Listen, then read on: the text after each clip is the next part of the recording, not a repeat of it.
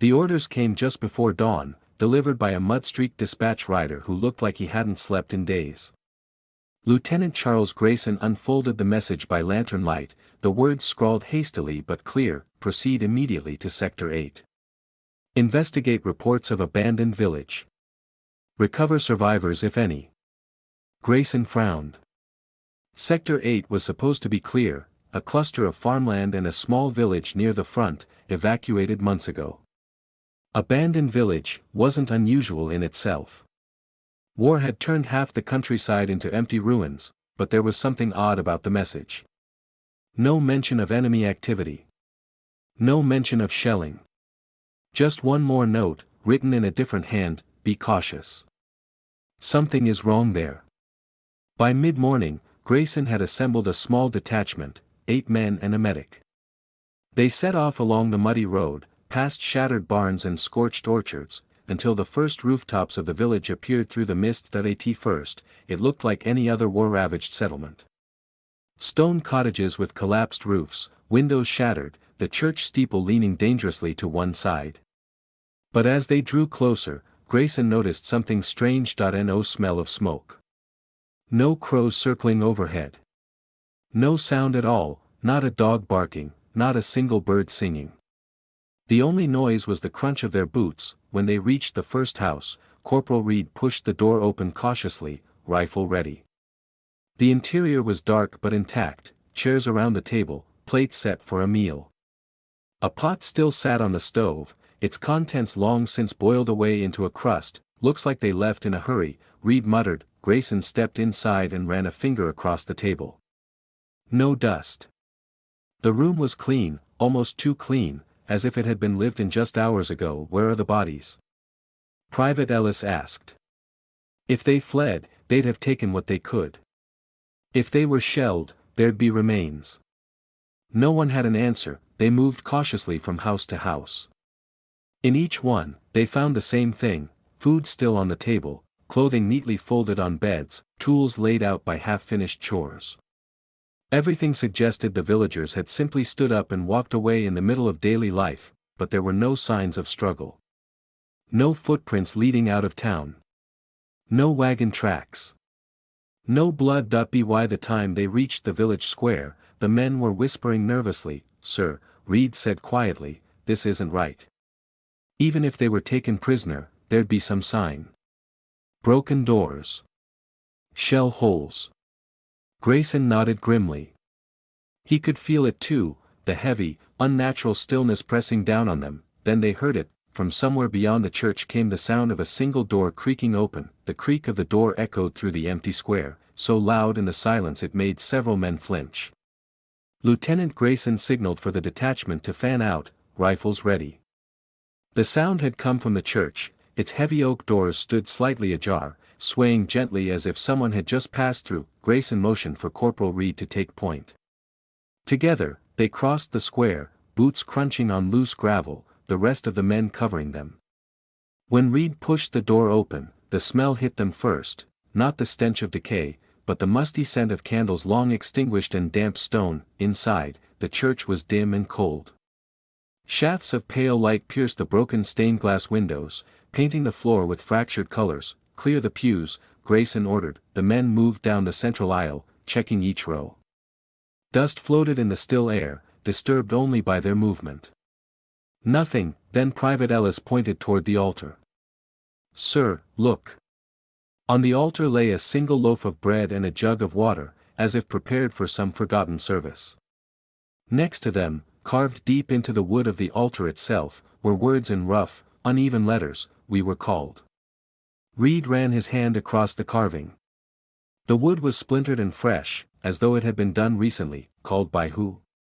Ellis whispered. Before Grayson could answer, a strange sound rippled through the air, soft, rhythmic, like distant chanting. It came from beneath their feet, deep below the church. The men exchanged uneasy glances. There's a crypt under this place, Reed said, lowering his voice. I saw it marked on the old maps. Find the entrance, Grayson ordered. They searched quickly, and in the far corner of the church they found a heavy stone slab partially shifted aside, revealing a stairwell leading down into darkness. The chanting grew louder. Reed lit a lantern, and the detachment descended one by one into the crypt. The air grew colder with each step, damp and heavy, carrying the faint smell of earth. At the bottom, they found a narrow passage lined with stone alcoves, each one holding crumbling bones wrapped in rotting cloth. Lovely place, Reed muttered, but as they moved deeper, they noticed something strange. The alcoves ahead were empty, as if someone had recently removed the remains. The chanting stopped abruptly. Then, from the far end of the passage, came the sound of footsteps, slow, deliberate, approaching them. "Hold your ground," Grayson ordered, raising his rifle. The lantern light flickered, throwing long shadows across the crypt walls, and then they saw it, a figure standing at the end of the tunnel, its face hidden in shadow. It just stood there, silent and unmoving, blocking their way. The detachment froze. Rifles aimed, every man's finger tense on the trigger. The figure at the end of the crypt didn't move. "Identify yourself," Grayson barked, his voice echoing off the stone walls. For a long moment, there was no response. Then the figure slowly stepped forward into the light. It was a man, or what was left of one. His uniform was ragged, covered in dust and dried mud, the insignia faded beyond recognition. His eyes were wide and sunken, staring at them as though seeing them from a great distance. "Who are you?" Grayson demanded. The man opened his mouth, but at first no sound came out. Then, in a hoarse whisper, he spoke two words: "They're gone." "Gone where?" Reed asked. The man pointed deeper into the crypt. "They answered the call." Before anyone could ask more, the man stumbled forward and collapsed. His body was cold to the touch, but he was breathing, barely. Grayson signaled for the medic, who knelt beside the man and tried to revive him. But before he could do anything, the man convulsed once, his eyes rolled back, and he fell still. He was dead. The detachment pressed on, deeper into the crypt. The lantern light caught on something ahead, markings carved into the stone walls, forming a spiral that led to a central chamber. When they entered, they stopped short. The chamber was circular, the floor covered in ash and soot. At the center stood a crude stone altar, stained dark with something that looked suspiciously like blood. Around it were dozens of empty shoes, laid out in neat pairs, boots, clogs, children's slippers, as though an entire village had gathered here, left their shoes behind, and never returned. Ellis shivered. "This looks like some kind of ceremony." Reed crouched near the altar, brushing away the ash. Beneath it, he found another carving, this one deep and deliberate. "We walked into the light." The word sent a chill through the room. Suddenly, the lantern flickered violently and went out, plunging them into darkness. Then came the sound, dozens of footsteps, bare feet slapping against the stone floor, coming from every direction at once. The men backed up until they were shoulder to shoulder, rifles raised, straining to see in the dark. A faint glow began to rise from the center of the chamber, a pale, cold light that illuminated the altar, and then they saw them, figures, dozens of them, standing around the edges of the chamber. Men, women, children, their faces blank, eyes glowing faintly in the darkness. They stood silently, just watching. The soldiers stood frozen, breath steaming in the cold air. The pale glow from the altar bathed the room in an otherworldly light, throwing the silent crowd into sharp relief. There were at least 50 figures, lining the walls of the chamber, motionless, watching. "Hold your fire," Grayson said quietly. The men's rifles trembled in their hands. Corporal Reed took a cautious step forward. "Hello," he called, his voice unnaturally loud in the crypt. "Is anyone here?" One of the figures turned its head toward him with a slow, creaking motion. Then another, and another, until all of them were facing the soldiers. Private Ellis swallowed hard. "They're not attacking. Maybe they're waiting for something." Then, as one, the figures took a step forward. The sound of bare feet slapping against stone echoed like gunfire.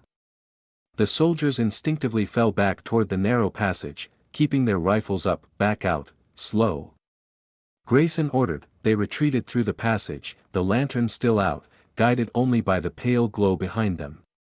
The figures followed, filling the corridor with their silent march. When the first man reached the stairwell, he stumbled, and the spell broke.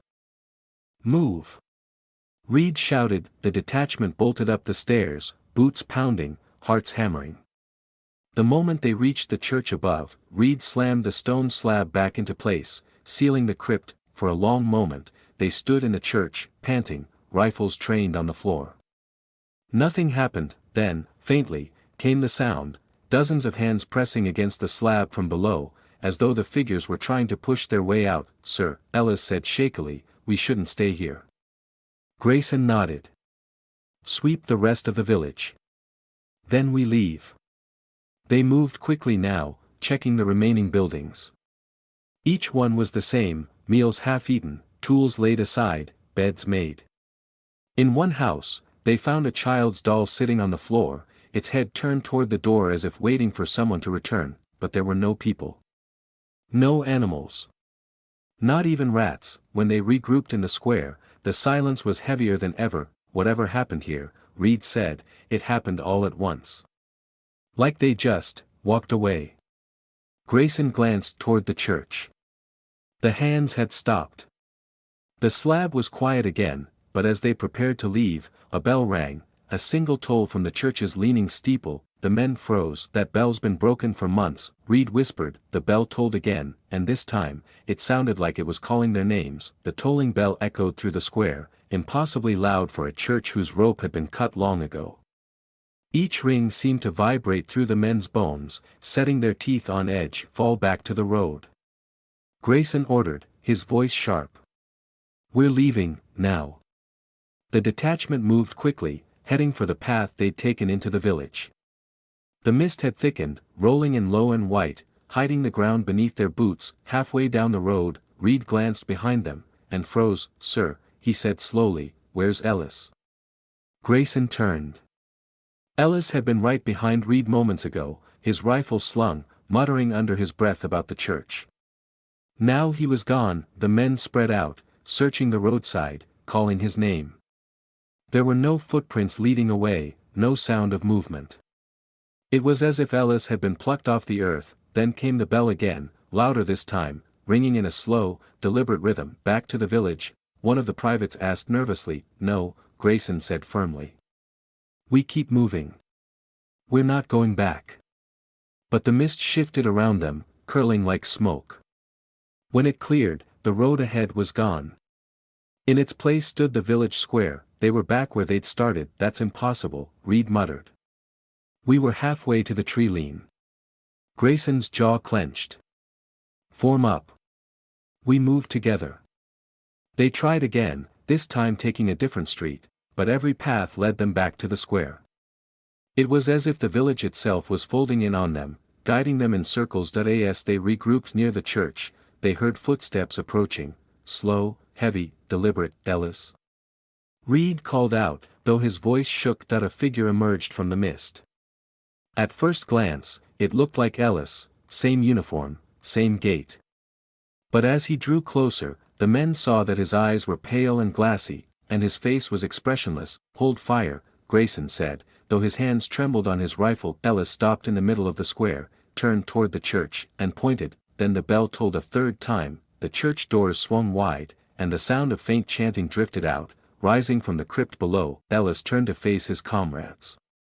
His lips moved, forming words none of them could hear. Then he turned and walked into the church. "Sir," one of the privates whispered. Grayson hesitated only a moment before nodding.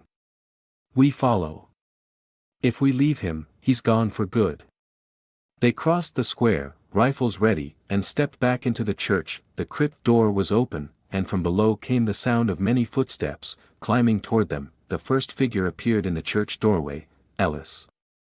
His head turned unnaturally slowly, his glassy eyes sweeping over the detachment. Then, behind him, more figures emerged from the crypt stairs, men, women, children, the entire missing village, their pale faces faintly glowing in the dark. They moved in perfect unison, stepping into the church one after another until the pews were filled. Grayson's stomach tightened. "Fall back to the square." They retreated through the doors, forming a loose firing line outside. But the figures didn't stop at the threshold. They followed, stepping into the square with silent determination. "Fire!" Grayson shouted. The rifles roared, muzzle flashes cutting through the mist. The bullets tore through the figures, but instead of falling, the apparition simply kept walking, as if the shots had no effect at all. Again. Another volley, another wave of ghostly shapes passing through the gunfire untouched, then the bell tolled again, and the entire village seemed to tremble. The apparitions broke into a run, move. Reed shouted, the detachment scattered down the nearest street, boots pounding on the cobblestones. Behind them, the sound of dozens of bare feet filled the air, faster and faster. One of the privates stumbled. Before Reed could grab him, pale hands reached out from the mist, pulling the man off his feet and into the shadows. His scream was cut short. Don't stop. Grayson roared. They turned corner after corner, but every street led back toward the square.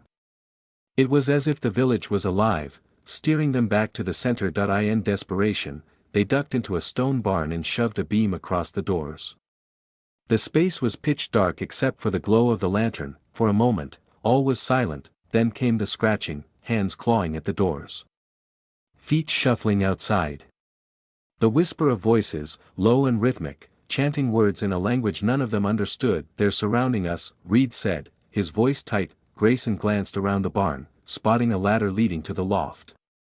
Up. Now. They climbed quickly, huddling among the rafters.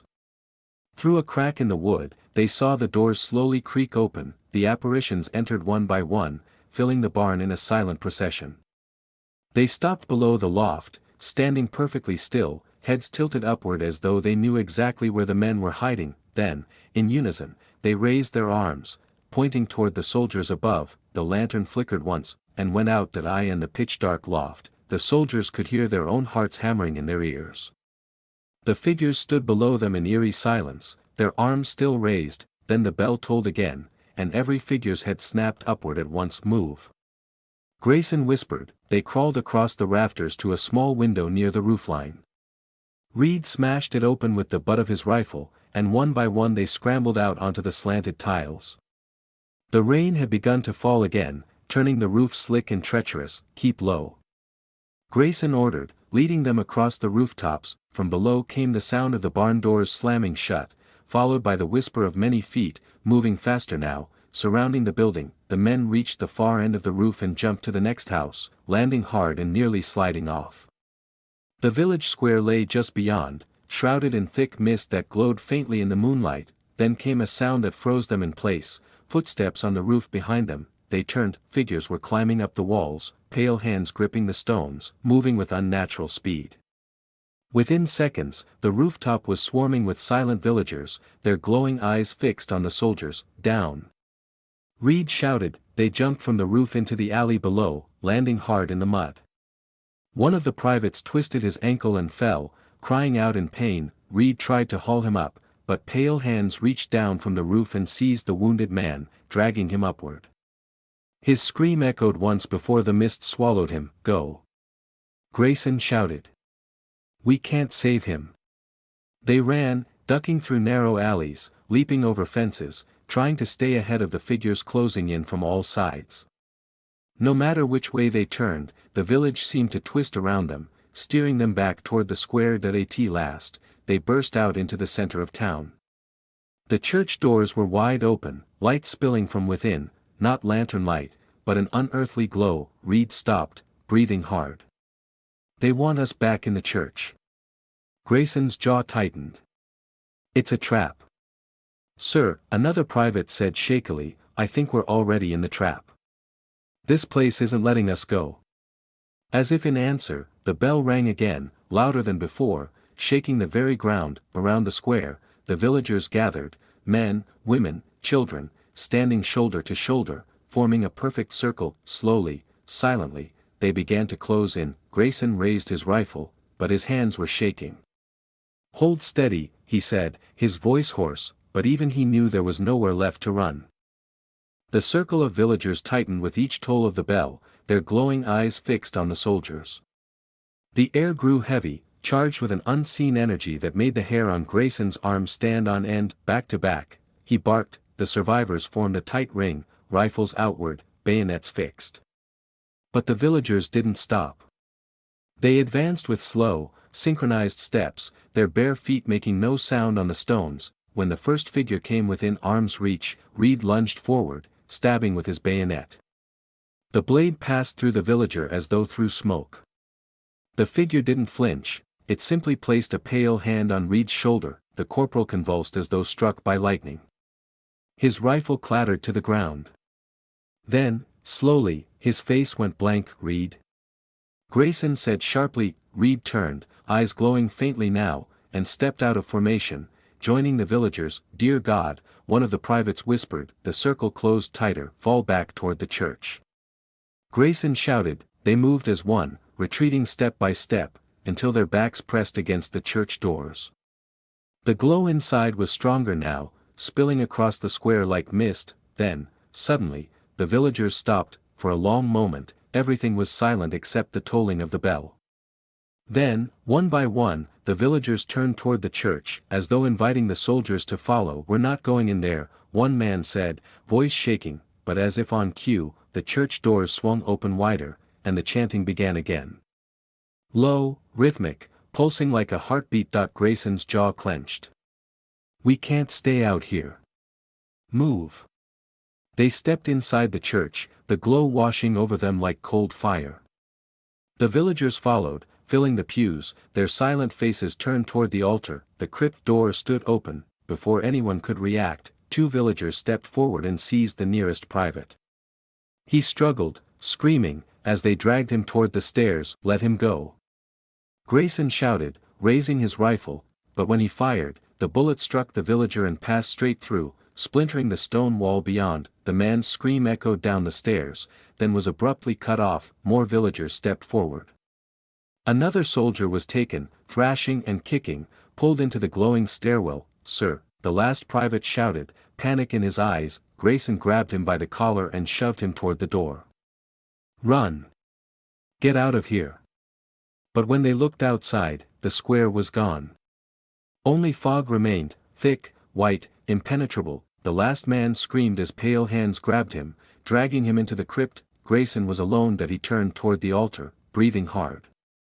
The glow pulsed brighter, as though waiting for him. Slowly, against his will, his boots began to move forward. Grayson's boots scraped against the stone floor as if pulled by invisible strings. He tried to resist, to dig in his heels, but his body moved on its own, carrying him to the open crypt stairwell. The glow was brighter now, spilling up the steps like moonlight on water. The chanting below grew louder, no longer faint but deafening, echoing through the church. Grayson descended, one slow step at a time, until he reached the crypt chamber. It had changed. The stone altar at the center now pulsed with light, like a living heart. Around it stood the villagers, men, women, children, forming a perfect circle. Their faces were no longer blank but strangely serene, their glowing eyes fixed on Grayson. And there, kneeling before the altar, were his men. Ellis, Reed, the privates, all of them.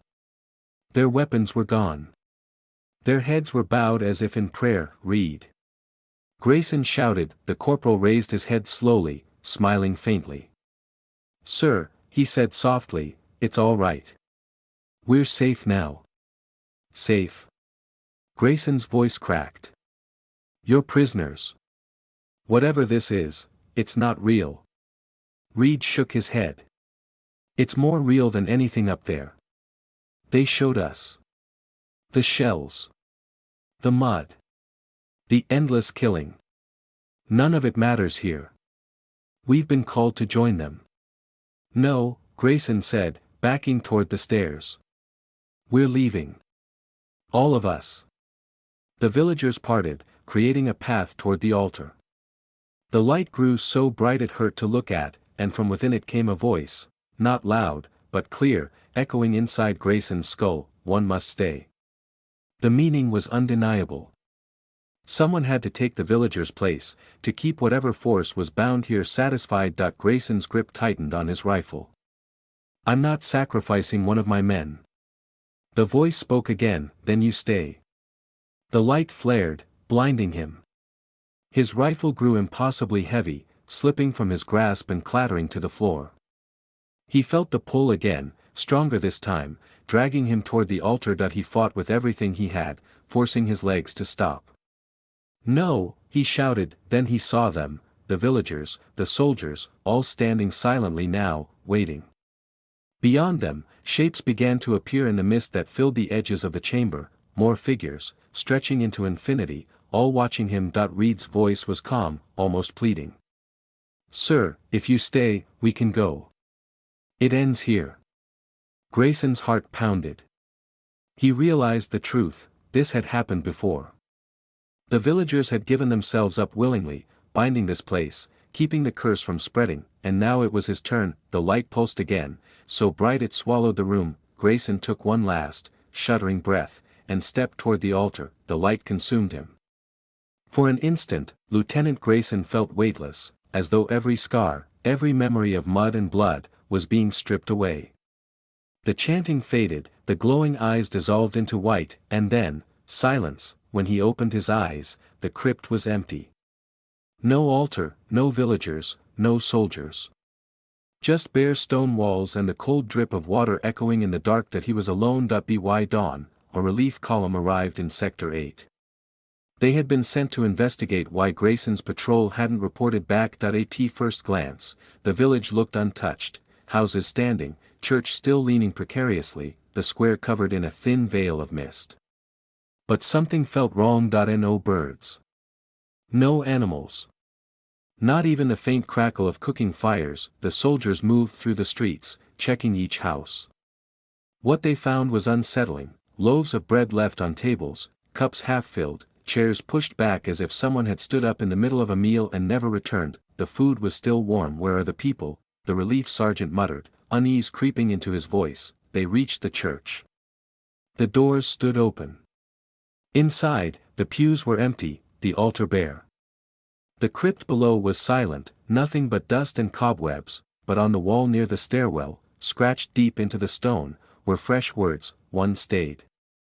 The men exchanged nervous glances. "Search for the lieutenant," the sergeant ordered. Though his voice wavered, they combed the village for hours, but found nothing: no bodies, no weapons, no sign of Grayson or his men. It was as if they had walked into the mist and never returned. At last, the relief unit regrouped in the square. As they prepared to leave, one of the privates swore he heard a sound, faint, almost lost in the wind: boot steps. Marching in rhythm. "Listen," he hissed. They all froze. From somewhere deep in the mist came the steady crunch of boots on stone. Slow, deliberate, as if an unseen column was passing by, and then, faintly, a voice. Calm. Commanding: "Forward, march." The relief sergeant paled. That was Grayson. The sound faded, swallowed by the mist, leaving the square silent once more. The report that reached command was brief: village abandoned. No survivors. Patrol missing in action. But among the rank and file, the story spread. They called it the Silent Village, a place where entire units could vanish in the blink of an eye, meals still cooking, doors left open, nothing touched. Some said it was cursed ground. Others said the villagers had made a pact long ago, one that demanded new souls every time the old ones faded, and sometimes, on misty nights, soldiers swore they could hear Lieutenant Grayson's voice, steady and clear, calling orders from beyond the fog: "Forward, march."